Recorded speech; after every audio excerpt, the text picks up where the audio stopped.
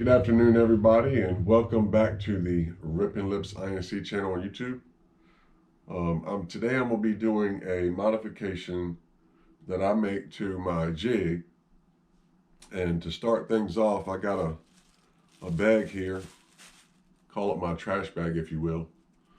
But I'm going to take this rugby or football head jig.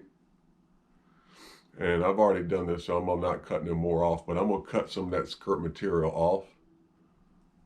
Okay, with just a stand-up pair of scissors. Cut some of that material off in my bag here. And it's basically just cutting it about 1/4 inch below the actual hook.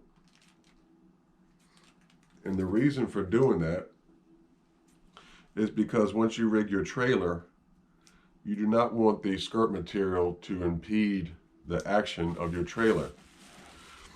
Now, typically, when I use a jig, I want to match the color of the trailer to the color of the skirt. So this is more of a green pumpkin. It's got a little bit of brown and red in it, but it is a football or rugby head jig. And of course, it's got the brush guard, weed guard. That weed guard, I've already used this before. So the weed guard, you want that weed guard right where if you can see that barb on the hook, you want it to meet the barb on the hook. So chop it off to meet the barb on the hook. And as you can see, I've already done that. So you're taking some of the skirt material off. You're trimming the brush guard. And for this video, I'm going to be putting on what they call a zoom chunk. Just a standard zoom chunk. And as you can see, it matches my skirt. So I'll be using this one for the sake of the video. Now, when I hook the chunk on there, I'm not going to hook it in the very center of that somewhat square. I'm going to be hooking it more at the top part so it doesn't spin around. But the first thing, and this is the key modification, the first thing I'm going to do is I'm going to take this piece of Cinco, Gary Yamamoto Baits Custom Cinco. It's just a small piece. So I got actually 2 pieces. You can use either one. And I'm going to thread this piece of Cinco up on the hook. And I will tell you why I do that. So put that thing all the way up on the hook. Run it all the way up. And push it down on the keeper. Just like that. Now, what that's going to do is when I hook this chunk on there, and as I said, you don't want to hook it in the center, I'm going to put that chunk on there, something like that. And what that's going to do is when you're skipping it under them docks and flipping it under them docks, it's not going to roll over on itself and get hooked back to the hook. It's not going to do that because my Cinco is preventing it from doing that. So that's the key modification when you're using a chunk. Now, we're just going to take that chunk back off real quick.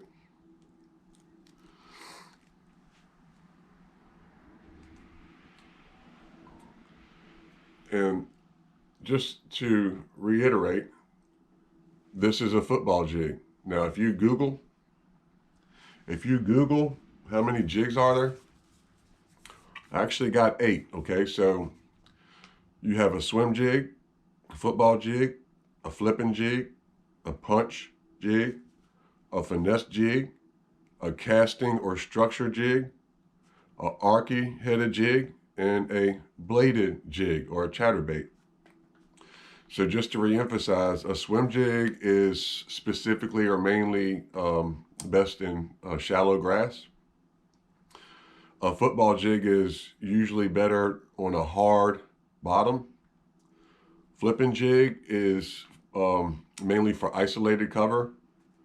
A punch jig, as you know, punch usually mean mats, so punching grass mats. A finesse jig is going to be a smaller jig, like the micro mini jig by Missile Baits. Then the casting structure jig is basically an all-around jig You can use that basically for anything. An archy headed jig is just a different shape head, and then a bladed jig is just a chatterbait, and that's mainly for isolated targets. So the key modification after trimming your skirt material is put that Senko up on there to keep your chunk from getting hooked back to the hook, and in essence not hooking your fish. Now if you wanted to use a crawl style trailer, I've got some crawl style trailers here. Now this is a Missile Baits D-bomb. What I would do is I would cut these two outside appendages off, chop it in half, and then I would thread it up on there. And as you can see, this El Diablo is a perfect color trailer for that color skirt. I would just take the Senko back off. So that's the Missile Baits El Diablo that would work perfect for this jig. And then you have a Berkeley Pit Boss. That's good for a trailer. Of course, it's going to have a blue skirt, black and blue skirt.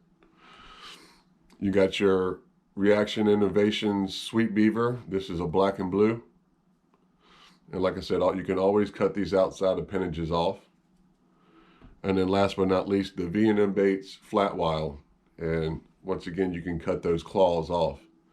This is black and blue, but it actually has a lot of sparkle in it, and it's got a little watermelon on the bottom. So that's just a quick video on jigs. And last but not least, I always like to use this Bang spray, Pure Crawl Scent, to spray on my jigs. Bass have an excellent sense of smell, so spraying that Bang spray on there is not going to hurt at all. It actually seems to get me more bites, especially in that colder water. So try these tips out next time you go jig fishing, and I guarantee you will catch more fish.